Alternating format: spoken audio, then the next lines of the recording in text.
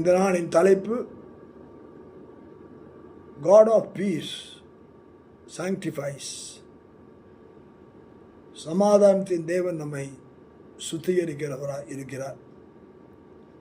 தெசலோனிக்கு சபைக்கு எழுதும்போது 1 தெசலோனிக்கரிலே பவுல் அடிகளார் 5ஆம் அதிகாரம் 23ஆம் வசனத்திலே சொல்கிறார், சமாதானத்தின் தேவன் தாமே உங்களை முற்றிலும் பரிசுத்தமாக்குவாராக.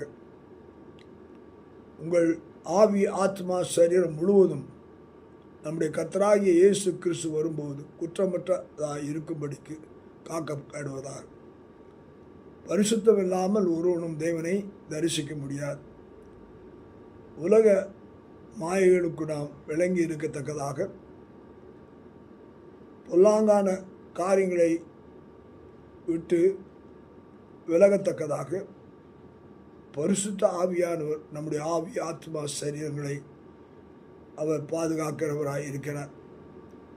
பிதாவும் குமாரனும் ஆவியினாலே ஒன்றாய் இணைக்கப்பட்டிருக்கிறது போல, நாமும் பிதாவோடும் குமாரனோடும் பரிசுத்த ஆவியினால் இணைக்கப்படும் போது அந்த பரிசுத்த ஆவியானவரை நாம் குற்றமற்றவர்களாய் இயேசுவின் வருகையிலே காணப்படத்தக்கதாக அவர் நம்மை காக்கிறவராயிருக்கிறார். அப்படிப்பட்ட பரிசுத்தத்துக்குள்ளாய் கர்த்தர் நம்மை வழி நடத்துவாராக. கர்த்தருக்கே மகிமை உண்டாகட்டும்.